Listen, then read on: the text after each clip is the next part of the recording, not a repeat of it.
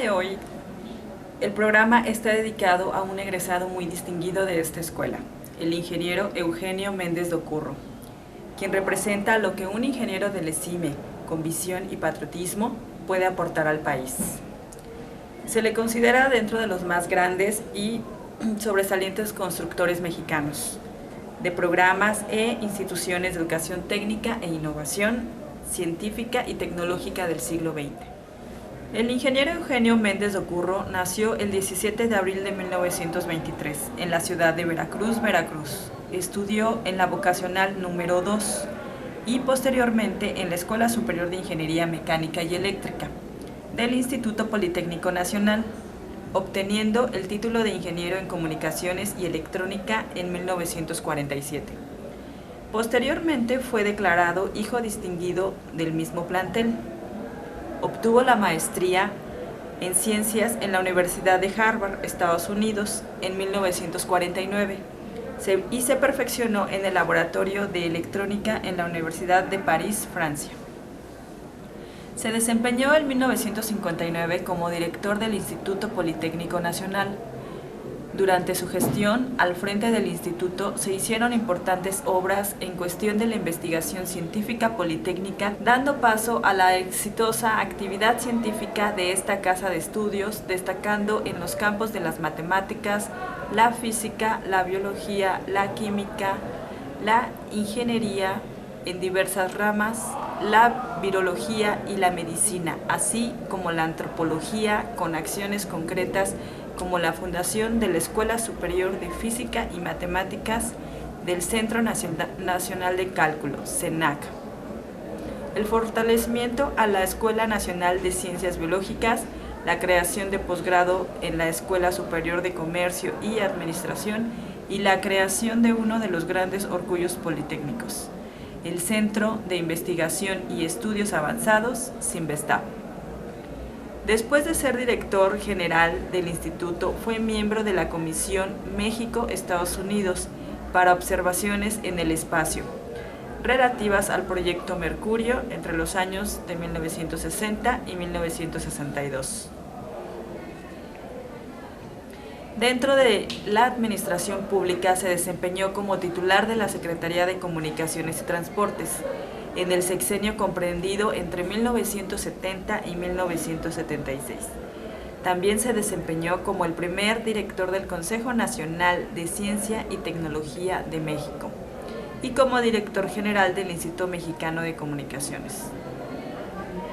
Ha sido galardonado con diversos reconocimientos, entre ellos el Premio Nacional de Ingeniería y Arquitectura, el Premio al Liderazgo Politécnico, la presea Lázaro Cárdenas del Río, máxima presea entregada a la comunidad politécnica, y recientemente le fue otorgado el doctorado honoris causa por el CINVESTAB. Señor ingeniero don Eugenio Méndez Docurro, cuando se habla de los personajes que han dado gran prestigio a la escuela, usted siempre se menciona como un ejemplo de lo que un ingeniero del ESIME puede hacer por engrandecer su país. Por eso es un gran honor que nos conceda esta entrevista, se lo agradecemos mucho. Para empezar, quisiera comentarnos sobre su época como estudiante del ESIME, sus primeros años como profesionista y cómo se fue dando esa fuerte vinculación que lo ha mantenido por tantos años tan cercano a la escuela. Bueno, cuando yo terminé la primaria, estuve en varias escuelas, en Veracruz y aquí en México. Y al terminar la primaria, mi padre dijo, bueno, ¿y qué quieres estudiar? ¿Abogado? No, ya fuimos muchos abogados. Mi padre era abogado. A ver qué. Y yo digo, no, realmente no. Bueno, vamos a ver a mi amigo, el Joe Vázquez Vela, que era secretario de Educación Pública. Nos recibió muy bien. Digo, Gonzalo, vengo aquí a verlo porque mi hijo acaba de terminar la primaria y pues queremos saber dónde va a estudiar la secundaria, en fin, ¿no? Y dice, bueno, pues mire usted, se acaba de fundar una institución, el Politécnico, con muy buenos maestros y con equipo que se está importando de Europa para habilitar laboratorios y talleres. Mis hijos y algunos sobrinos míos están en el Politécnico, estudiando, porque va a ser una escuela realmente ejemplar. Y dice, bueno, ¿y en qué escuela? Bueno, mis hijos están en la Vocacional 2, que está en Tolosá y Tres Guerras. Bueno, pues don Gonzalo le habló al director del Politécnico, al director de la escuela, que era el ingeniero Aguilera, nos atendió muy bien y me inscribió. El cambio de la enseñanza, digamos, tradicional a la enseñanza en el Politécnico fue realmente muy brusco. 11 asignaturas, más talleres, más prácticas de planimetría, y clases mañana y tarde. Íbamos a comer a la casa, íbamos en la tarde, y los sábados había planimetría en algún lugar cercano a la ciudad, casi dos sábados. Bueno, pues sin embargo tuve algunos buenos profesores, no todos, pero quiero resaltar por lo menos a 3. En matemáticas, donde estaba Minor, que era ingeniero naval, era geometría analítica y cálculo diferencial. Muy buen maestro, por muchos años. También hicimos un libro sobre él en el IMC. Don Ernesto Flores Vaca, que nos dio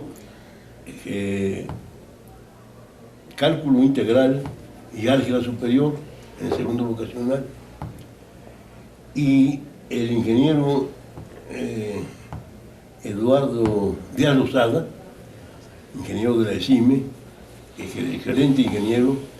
Él proyectó y dirigió la maniobra para el mecanismo que se estableció en el observatorio de Tenancinta. Él fue el proyectista de ese sistema. Y él nos dio una clase en el segundo vocacional que se llama Electricidad y Magnetismo. Bueno, dio muy buena clase, etcétera, y nos dijo, ustedes van enfilados a la ESIME. En la ESIME ya no hay la carrera clásica de ingeniero mecánico electricista, hay 4 carreras ahora. Aeronáutica, comunicaciones eléctricas, mecánico y electricista. Yo les aconsejo que estudien comunicaciones, porque es el futuro próximo inevitable. Las comunicaciones y la electrónica van a ser fundamental para el desarrollo del mundo. Ah, caray. Ya parece que ya parece que... Bueno, pues de los que estábamos en el curso, que éramos quizá unos 15, 16, 7 u 8, ingresamos a la ESIME, a la carrera de comunicaciones eléctricas. Le hicimos caso, pero fue un consejo muy bueno que nos dio el ingeniero Díaz Lozada. Ya en la ESIME también hubo excelentes profesores. No voy a mencionar los históricos que no conocí, don Luis Macié. Mencionaré algunos de los profesores que estaban activos cuando yo estudié en la ESIME, aunque no todos me dieron clase, solamente 2 me dieron clase de los que voy a mencionar. Son don Carlos Vallejo Márquez, don Manuel Suárez, los maestros Peter Keller, León Navarro Cibés, Juan Quíbec, Luis Castañeda, Juan Bralibé, distinguido aeronauta francés, Ángel Carbo, también ingeniero de aeronáutica, y los que me dieron clase, don Carlos Luca Marín, don Isidro de Allende, yo sí, de esa época. Ahora, en la carrera de comunicaciones, los que necesariamente tengo que mencionar con mucha gratitud y con mucha voluntad son el maestro Manuel Cerrillo Valdivia, Walter Buchanan, Juan Manuel Ramírez Caraza, Eleazar Díaz Gutiérrez, el doctor Alfredo Baños, José Schmil Sida, Eric Barsten y Emilio Rodríguez Mata, ingeniero español republicano, que se asimiló a México y dio varias clases muy bien dadas en el ESIME. Este grupo que acabo de mencionar para mí fue fundamental en diferentes fases, pero todos con la vocación de servicio, de investigación, de enseñanza y de ver el futuro del país, sobre todo, con esa visión. Entonces, esos maestros fueron mi guía, ya en la ESIME, y a ellos les debo en buena medida lo que pude aprender y lo que pude hacer posteriormente. Terminé la carrera, incluso empezó a haber demanda en el Politécnico por estas nuevas carreras y no había profesores suficientes. Entonces, algunos incluso éramos pasantes, nos pidieron que diéramos clase. Yo fui un favorecido en ese sentido. Di una clase, siendo alumno del cuarto año, empecé a dar clase en la escuela, de cosas que yo había aprendido muy bien y las tenía muy frescas en la mente, ¿no? De clase de acústica, de circuitos, de ecuaciones diferenciales, en fin, 4 o 5 materias que me sirvieron para poder exponer mis criterios a los estudiantes y que me entendieran, que era lo importante, ¿no? Bueno, solicité una beca, yo terminé en 45, a educación pública, que me fue concedida, una cosa excepcional, para estudiar en el extranjero. Hice solicitudes a varias instituciones de Estados Unidos, el TEC de California, la Universidad de Yale, la Universidad de Harvard. Y escogí Harvard porque mi maestro Cerrillo, que era investigador en el MIT, están los dos en Cambridge, Massachusetts. Entonces dije, pues, si estoy en Harvard lo puedo ver muy seguido para que me oriente y que me ayuden. Así fue. Entonces estuve yo 2 años en la Universidad de Harvard, obtuve el grado de maestro en ciencias, pude practicar con el maestro Cerrillo, que me ayudó mucho en orientarme, ¿no? Bueno, regresé a México y me ingresé como profesor en la escuela, y poco después el director en ese entonces de la escuela, Ramírez Caraza, fue nombrado director del Politécnico. Y a él se le ocurrió llevarme como subdirector general. Existía esa plaza todavía. Bueno, entonces dejé la enseñanza, después de un par de años, para irme de subdirector al Politécnico, con Ramírez Caraza, que fue una escuela diferente, pero también muy útil. Había muchos problemas en el Politécnico, el internado, las becas, la escasez de recursos, de material de enseñanza, en fin. Ramírez Caraza, que fue un gran ingeniero, Ramírez Caraza, un excelente ingeniero. Él tuvo el carácter, la forma de ser, de no precipitarse. Dije, vamos a pedir tal cosa, ¿verdad? Y conseguía, después de cierto tiempo, lo estaba pidiendo como más urgente. Él era en ese entonces subgerente de los Ferrocarriles Nacionales de México. Así que él dividía su tiempo entre ferrocarriles y el Politécnico.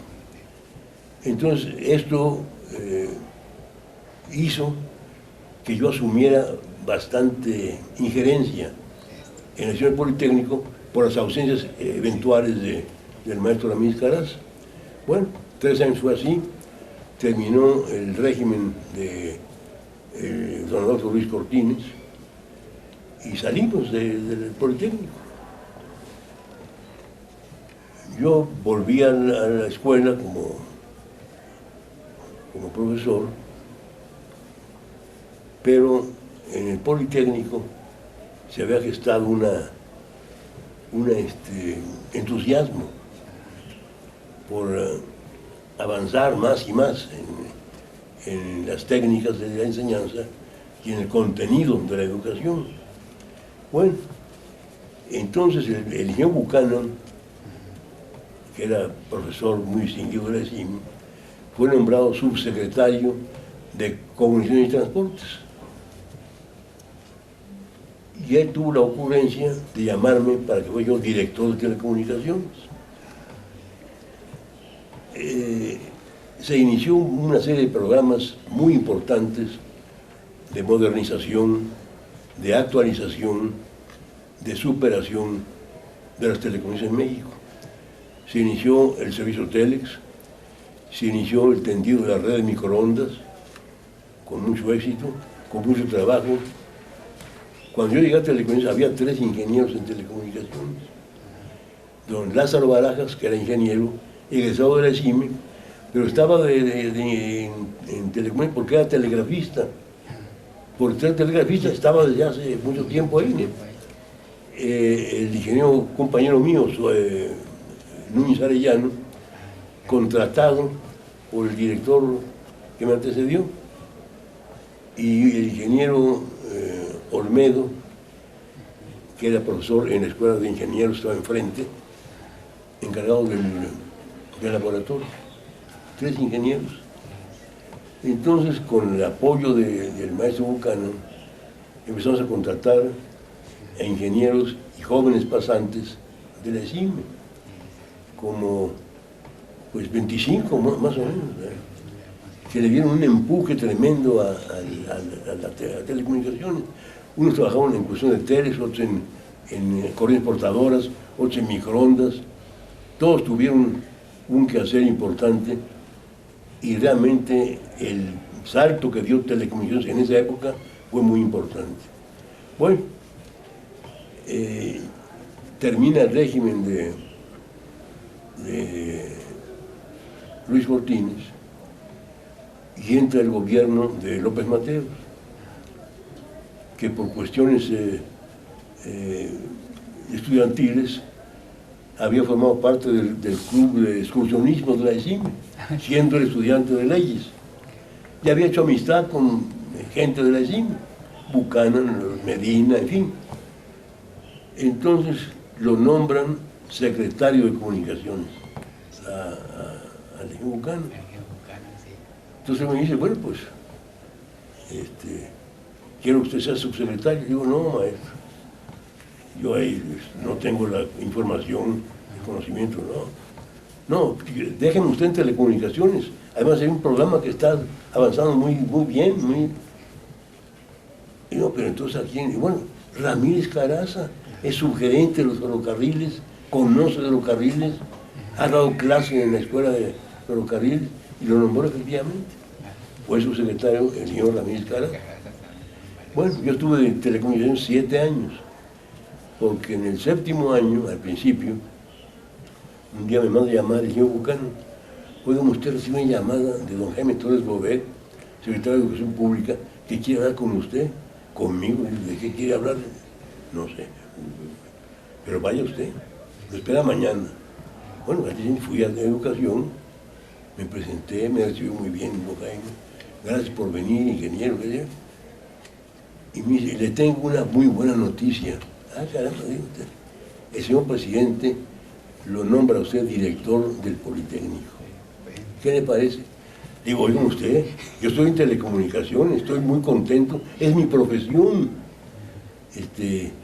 Y yo no puedo decir, para mí es un halago, un honor que me mencionen para dirigir el Politécnico, pero no, yo creo que no, yo estoy en telecomunicaciones. Dice, mire, váyase usted, piénselo. Ah, bueno, se lo puedo decir, y mañana lo espero. Me dio 24 horas de plazo. Bueno, entonces hice una carta de 2-3 páginas explicando mis motivos para declinar ese honor y quedarme en telecomunicación, lo que estamos haciendo, tal. Bueno, llego con don Jaime,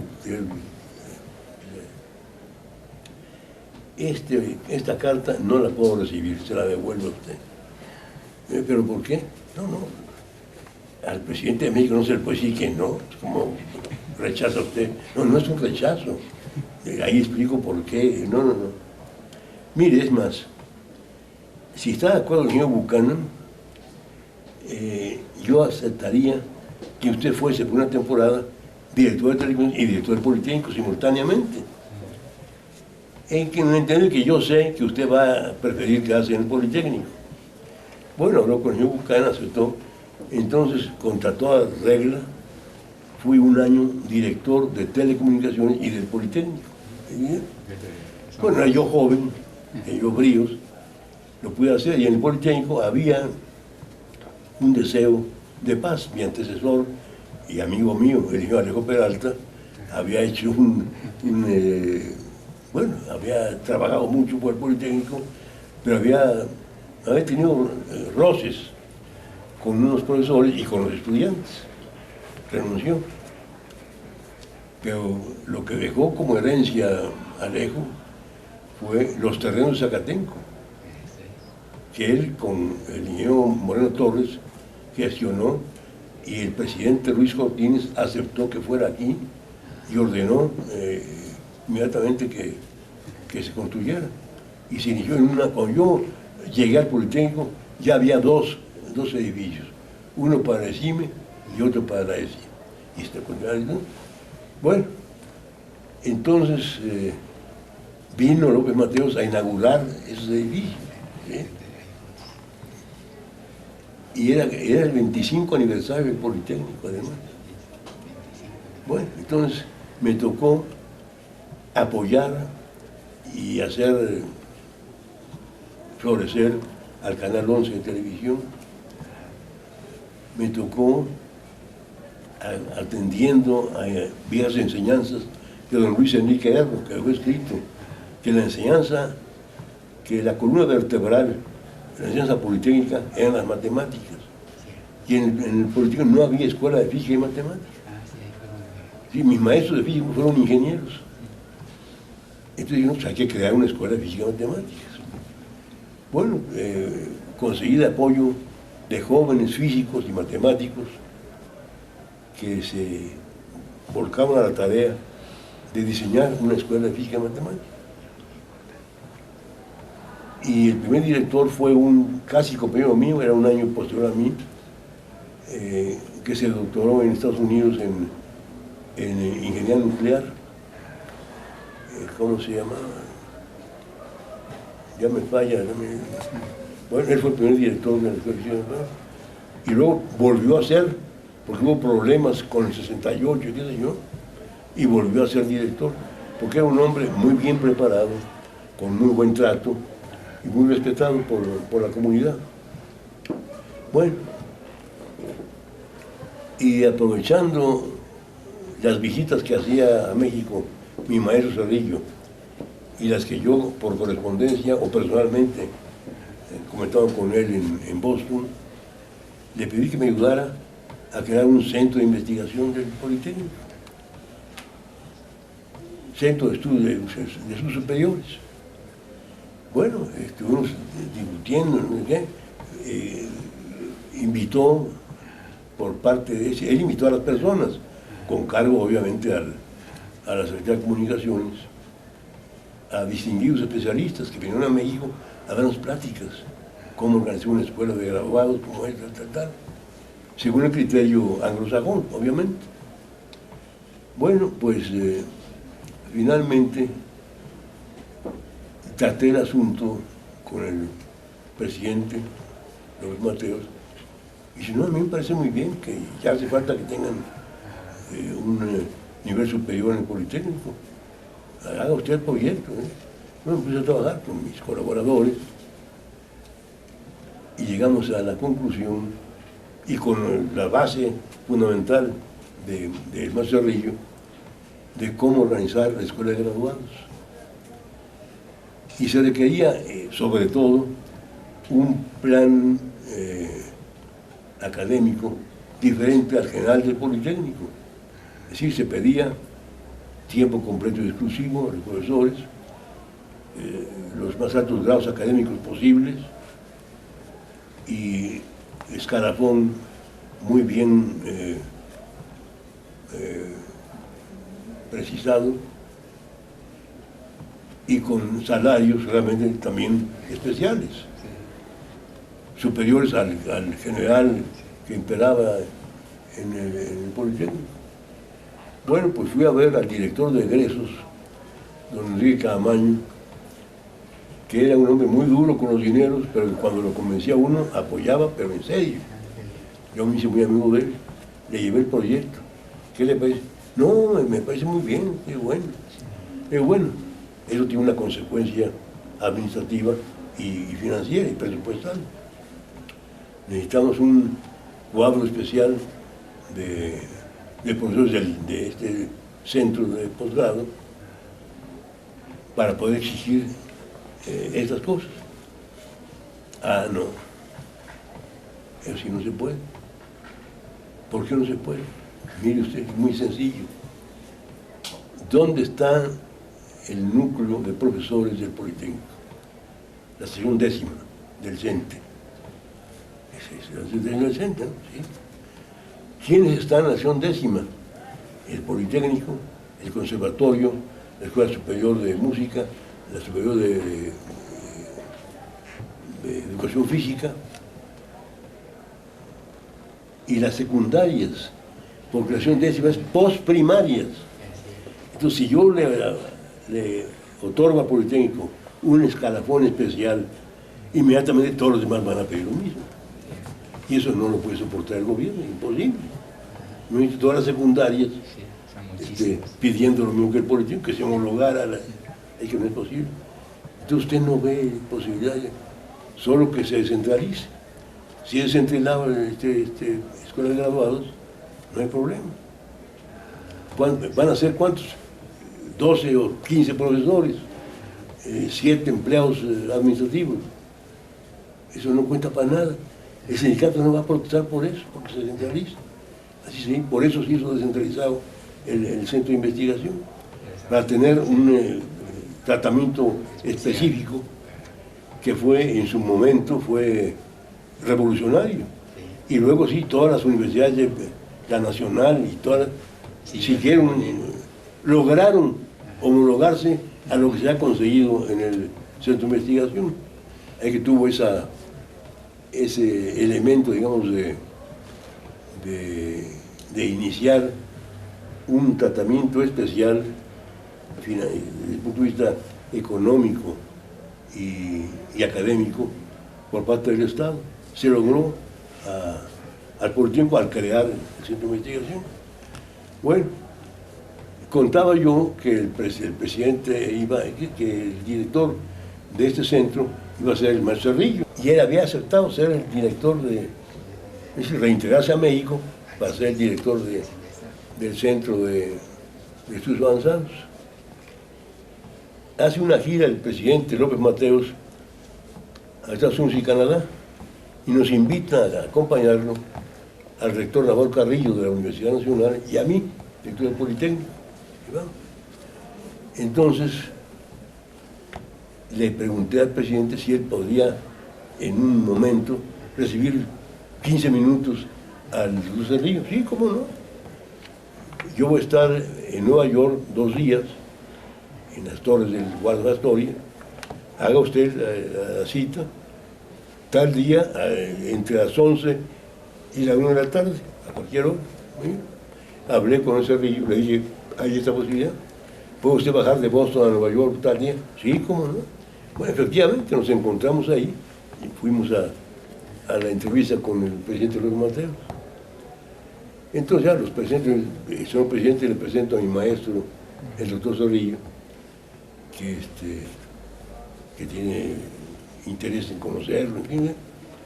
Y López Mateos, que era una gente muy cordial, dice, señor doctor, me da gusto conocerlo, felicitarlo porque se reincorporó a México a trabajar en un aspecto muy importante que va a ayudar al país y en particular al Politécnico, al dirigir el Centro de Estudios Avanzados. Y sale el maestro, no, señor presidente, yo realmente no.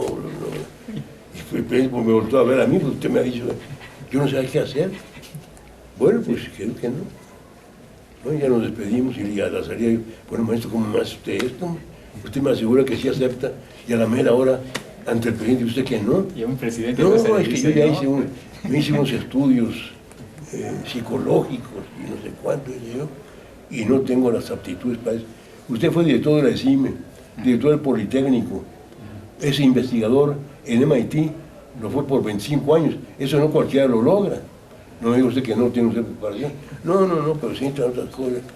Lo que hice fue, aparte de descalificarme a través de los estudios psicológicos que me hicieron, hacer una encuesta entre científicos, algunos europeos y los demás estadounidenses, de qué científico mexicano es el más conocido, más respetado. Porque le digo una cosa, tiene que ser una gente reconocida, porque el prestigio que tenga el centro al principio va a depender del prestigio de quien lo dirija. Pero es muy importante eso. Yo no tengo esa categoría, por eso yo dije no. Bueno, y que hay dos científicos mexicanos que tienen estatura universal. ¿Quiénes son? Manuel Salvador Vallarta y Arturo Rosenbluth. Salvador Vallarta había sido director del Politécnico y subsecretario de Educación Pública. Y un hombre muy metódico y no tenía, a mi juicio, las efervescencia juvenil que requería una cosa así. Y yo a Rosenbluth no lo conocía. Entonces se ríe, yo lo voy a presentar con usted. Yo caí con una bronconeumonía muy seria, estaba yo en mi casa, en mi recámara, ya llegó mi maestro Cerrillo, Víctor Babuca, que era su secretario de Educación Pública, y Rosenbluth, a quien yo no conocía, y lo conocí. Entonces le dije, pues mire usted, ya le dije la historia, que el maestro Cerrillo lo menciono a usted como uno de los científicos reconocidos internacionalmente y que le daría un empuje muy importante al arranque del centro. Y le digo, mire usted, es el proyecto que hay. Y yo, bueno, lo voy a leer, porque yo cuando acerco una cosa tengo que estar bien convencido. Es que yo le agradezco la invitación. Digo, una cosa, yo no lo estoy invitando a ser director, yo no tengo ese poder. No, ya sé, no hay compromiso. Pero todo por mi parte. Le digo que me interesa, me parece una idea importante, benéfica, pero tengo que estudiar esto, ¿no? Muy bien. Bueno, él hizo algunos cambios en el proyecto. El centro era el Centro de Estudios de Posgrado, así se llamaba. Dice, no, lo principal va a ser la investigación. Debe llamarse Centro de Investigación y de Estudios Avanzados, pero con preponerse la investigación, porque es la base de todo. Así se hizo. Bueno, voy a ver al presidente, le pedí audiencia. Digo, señor presidente, pues ya tenemos el proyecto del decreto de creación del centro. Ya lo han visto todos los abogados de presidencia, de Politécnico, de Educación Pública, y está listo para hacer que usted lo firme por decreto presidencial. Y no, ¿cómo no? Ya lo han visto, yo me encargo de que esto salga pronto. Y otra cosa más, señor presidente, vengo a proponerle, como director del centro, a Arturo Rosenbluth. Sé quién es, no lo conozco. Así lo yo, ya lo conocí, y es un hombre que está en plena capacidad creativa. Él estaba en Boston con el profesor Cannon en la Universidad de Harvard, y lo invitó el doctor, el cardiólogo Chávez, a venirse a México a crear el departamento de fisiología del Instituto de Cardiología, lo cual aceptó y ha hecho un trabajo fenomenal, con poca gente, con pocos recursos, pero con sus relaciones ha conseguido donativos de equipos, etc. Sabe hacer eso, sabe cómo organizar y cómo allegarse recursos. Entonces vengo a proponerle a usted, al doctor Rosenbluth, y dice, mire, el director del centro va a ser el que usted diga, entonces director del Politécnico. pero primero trátelo con don Jaime Torres Bodet, el secretario, que él esté de acuerdo. No se lo sabe, no se lo brinque usted. Me dio una lección de procedimiento administrativo y político. Bueno, hablé con don Jaime, tenía reticencias. Los dos eran miembros del Colegio Nacional, se conocían, y el carácter era muy diferente. Es que yo intuí que don Jaime tenía ciertas reticencias por el carácter de Rosenblum, que era muy brusco, muy terminante, qué sé yo. Y dice, bueno, ¿y por qué no se piensa en otra? Digo, es que, mire usted, según la encuesta que hizo el doctor Cerrillo, hay dos hombres de ciencia mundialmente reconocidos, que son Rosenblum y Salvador Vallarta. Ya fue su secretario, fue esto. Por eso, bueno, y no se ha pensado en Nabor Carrillo. Nabor acaba de ser rector, dejó su rectorado. No creo que le interese ser ahora director. Y quién sabe cómo se recibe en el Politécnico que un rector llegue a dirigir una instancia. Pero además creo que no aceptaría a Nabor. Total que lo convencí. Y así llegó Rosenblum a la dirección del centro, con las modificaciones que él había pues, sugerido, ¿no? Esa fue la creación de Física y Matemáticas y del centro. Que por cierto, acaba de cumplir recientemente 50 años sin estar, y lo nombraron a usted doctor honoris causa. Así es. Una cosa muy Eso ya no sé por qué, pero fue una deferencia inmerecida, pero, no, muy merecida. Pero que me halagó mucho y me honró en demasía. ¿verdad? Muy bien. Bueno, en telecomunicaciones pasé al Politécnico. Del Politécnico renuncié después de 4 años. 3 años fui reelecto o redesignado para un segundo periodo de 3 años. Estuve un año más y dije, ya no puedo hacer más por lo que hice. Ya no se me ocurre nada más. Y había conocido, por sus trabajos, a un investigador inglés del Colegio Imperial, el profesor Colin Cherry. Y yo, pues voy ahí a Inglaterra, voy a Londres, a conocer personalmente a ver qué cosa.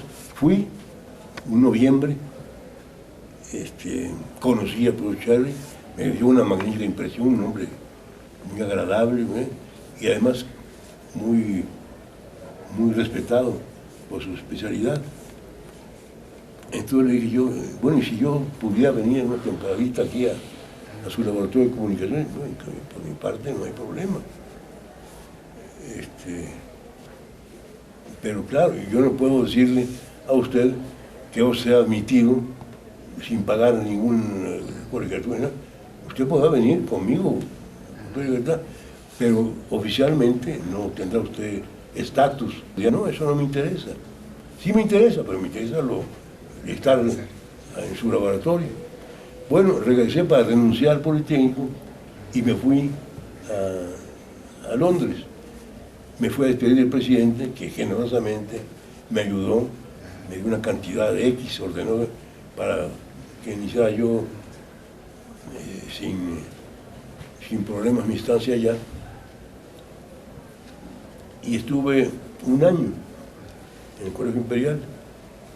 El trabajo que me interesó en ese entonces, que era una línea de investigación del profesor Colin Cherry, fue la percepción binaural, es decir, cómo varía hablar oír con un solo oído o hablar con los dos, cómo se combina, ¿sí? Cómo mejora, digamos, la percepción, en fin, y había estudios muy importantes. Yo participé en experimentos que se hacían con gente que voluntariamente se sometía a estos estudios. Bueno, regresé y para ingresar como director, como profesor del centro de investigación, fui 1 año y pico, fui profesor del centro de investigación. Nombran secretario de Comunicaciones a Alejandro Padilla Segura, mi sucesor en el Politécnico, y él me invita a ser su secretario.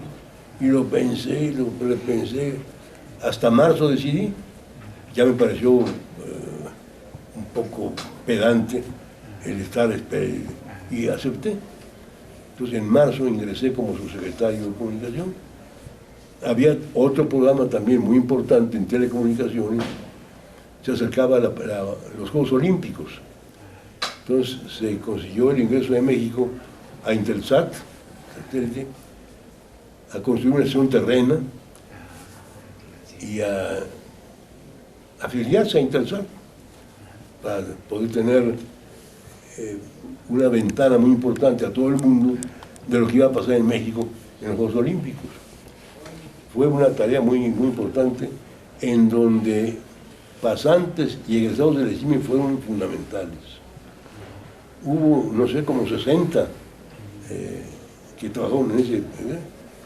El día que se clausuró los Juegos Olímpicos en Ciudad Universitaria, bueno, una euforia que después vi en televisión, pero dije, no, eso, está bueno presenciar eso, pero quienes han hecho aquí el trabajo duro son estos jóvenes pasantes y egresados del ESIM. Entonces yo no fui a la ceremonia final y me fui a la torre de telecomunicaciones con ellos a felicitarlos. Contra todo el reglamento nos tomamos unas copas, ¿verdad? Porque hicieron una tarea muy importante. Bueno, esas dos incursiones con el ingeniero Buchanan para iniciar el avance de las telecomunicaciones y luego la tarea imponente de la comunicación satelital se hizo con base a egresados del ESIM. Es una cosa que se va perdiendo en el olvido, pero es la realidad. Eso hay que revivirlo, hay que tomarlo en cuenta, porque la escuela en varias ocasiones en su historia ha sido fundamental para atender problemas de México. En la parte de petrolera, un distinguido egresado fue el proyectista y además director de la refinería de Salamanca, un egresado de Rentería, que fue Premio Nacional de Ingeniería. Entonces, ha habido exponentes muy importantes, pero lo importante ha sido la masa de egresados en algo servido. Es decir, yo no conozco egresados fracasados, todos han hecho algo, en diferentes niveles y áreas, pero han sabido cumplir lo que es, habla muy bien de la escuela. Pues como usted dice, es muy reconocido que los ingenieros del ESIME han sido un factor fundamental en el desarrollo tecnológico de México, pero en esta época actual, tan globalizada, tan competitiva, en que ya hay tantas escuelas de ingeniería, ¿cómo ve, cuál es su visión del ESIME actual y en el futuro, desde el punto de vista de su estructura, de sus programas de estudio, de sus profesores y estudiantes, de su vinculación con la industria pública y privada? Bueno, yo creo que para empezar, los actuales administradores, profesores y estudiantes deben conocer bien la historia del ESIME. Es muy importante, porque la historia enseña mucho y enseña bien. Entonces, primero, difundir, divulgar lo que el ESIME ha sido en el siglo XX y lo que va de en el desarrollo del país. Segundo, los problemas van cambiando según la época, obviamente. Cuando yo salí de la escuela, no había problema de conseguir trabajo. Había 4 o 5 ofertas.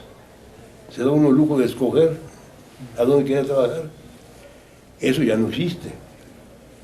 Ahora cuesta trabajo iniciarse en un trabajo de ingeniería decorosamente pagado. No es fácil. Entonces eso ya es un cambio muy radical. Ahora, en cuanto a la influencia académica, los tecnológicos se iniciaron en el Politécnico. Cuando Ramírez Casa fue director y yo soy director, nos encontramos una oficina de institutos tecnológicos. Había una oficina, se llamaba. Y ahí se hacían los proyectos de los tecnológicos. El primero fue, si no me equivoco, Chihuahua, o Durango, fueron los primeros. Ahí se gestaron, con apoyo del Politécnico. Es más, los dirigentes y profesores de los tecnológicos eran egresados del Politécnico, de la ESIME, muchos de ellos. Gutiérrez Osornio en Durango fue el primer director, Alvarado Pierre en Chihuahua, en fin, eran egresados de la ESIM en particular. Entonces, la influencia de la escuela en el inicio, en el proyecto de institutos tecnológicos, se debe a la ESIM y al Politécnico. Es un hecho. Y los primeros profesores y dirigentes en los tecnológicos fueron egresados del Politécnico, particularmente de la ESIM. Pues eso es una cosa que se ha perdido. Hubo una época en que los tecnológicos se aislaron, se separaron, se divorciaron del Politécnico, los veían casi como enemigos. Ya recientemente ha habido intentos de colaboración que espero se consoliden. Esto no beneficia a un instituto en particular, a todos nos beneficia. Ayuda cruzada entre todos los tecnológicos y el Politécnico. Espero que haya esa conciencia de colaboración, de coparticipación en beneficio de todos. Ojalá así sea.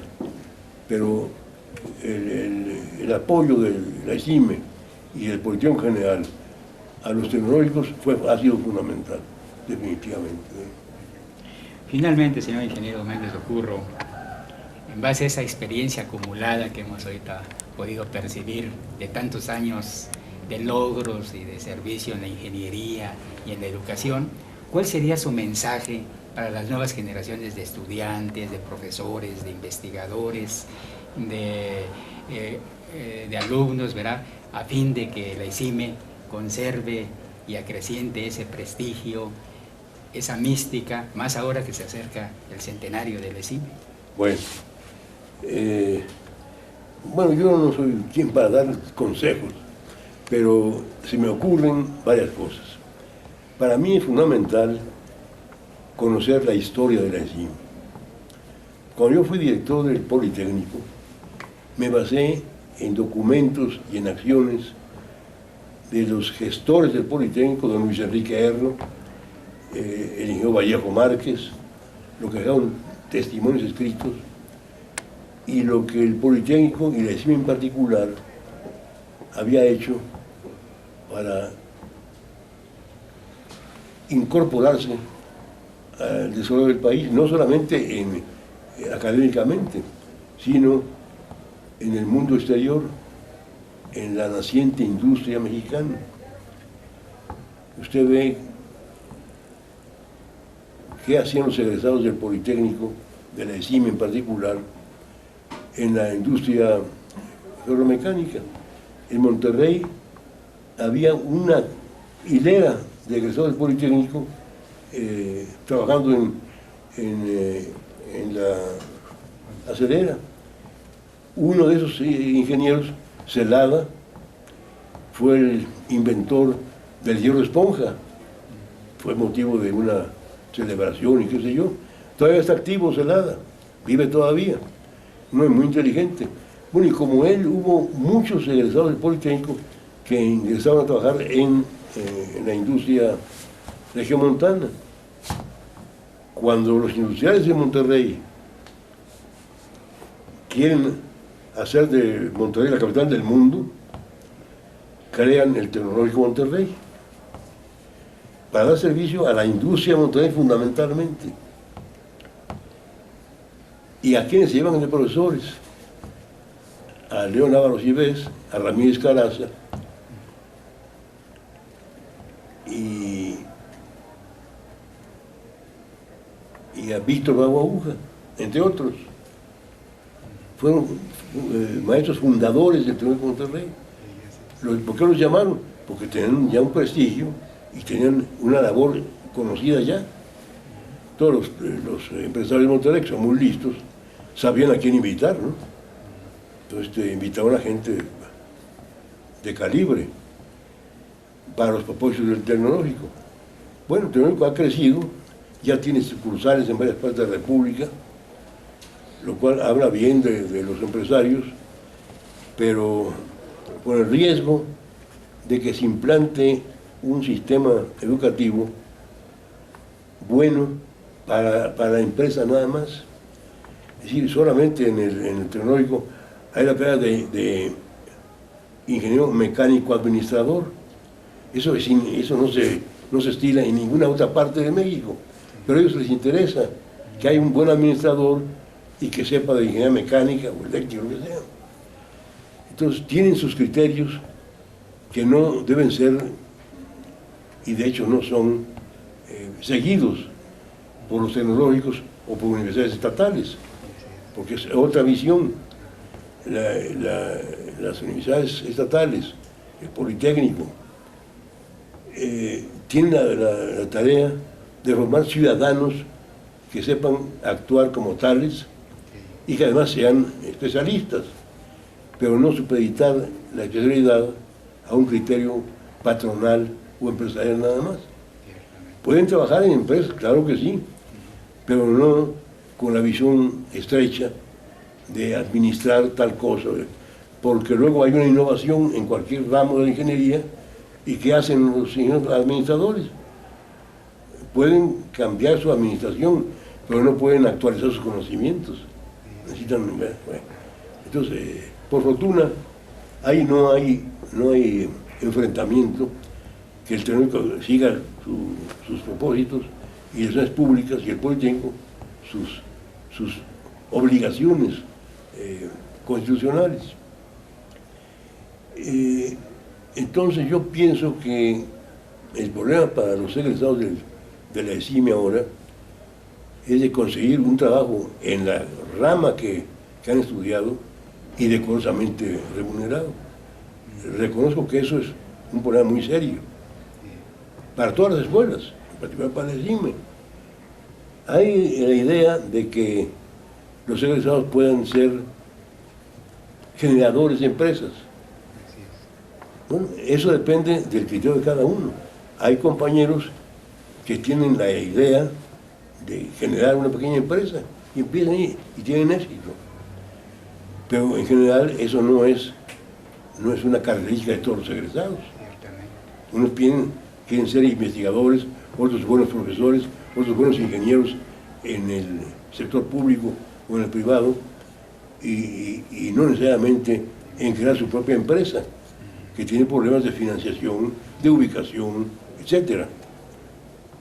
Entonces, qué bueno que haya esta tarea en el Politécnico de propiciar la generación de empresas por parte de sus egresados. Pero eso no quiere decir que todos van a hacer eso. ¿Qué haríamos si todos ellos fueran empresarios? Sería imposible, ¿verdad? Entonces, la diversidad de actividad es fundamental. La ESIME debe preparar ingenieros competentes en sus ramas y que tengan, claro, una visión de lo que México necesita por parte de la ingeniería y de los ingenieros, y la necesidad de tener conocimientos o auxiliares capaces en materia legal, de administración, etc.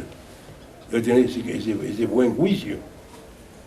Cuando yo era estudiante había clases de economía en la escuela y de organización industrial que eran muy útiles.